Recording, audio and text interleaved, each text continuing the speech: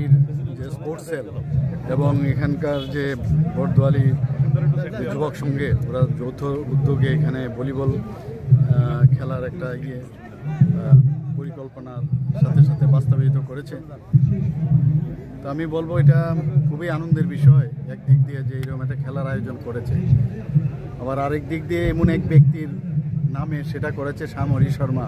আমরা সবাই জানি যে কিভাবে ওনাকে ঘাতক বাহিনীর দ্বারা খুন হয়েছেন, সেই ঘটনা সবার জানা। তো ওনাকে প্রকৃত অর্থে ওনাকে শ্রদ্ধা জানিয়ে যেভাবে যুবক সংঘ এবং আমাদের ভারতীয় জনতা পার্টির স্পোর্টস সেলের যৌথ উদ্যোগে এই ধরনের একটা ভলিবলের টুর্নামেন্ট এখানে আয়োজন করেছে।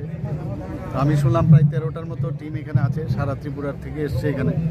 তো সবাই খেলবে এবং হার জিত তো থাকবেই।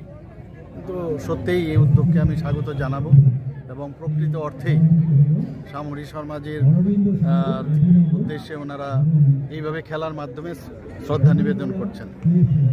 দেখুন, খেলাধুলা ভেরি ইম্পর্টেন্ট ফর আস, খেলাধুলা ছাড়া চলবে না।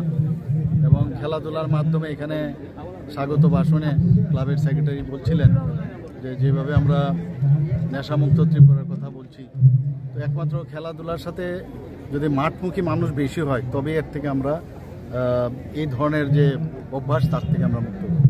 তো আমি আবার এই ধরনের যে টুর্নামেন্ট তার সাকসেস কামনা করছি। সবাইকে ধন্যবাদ।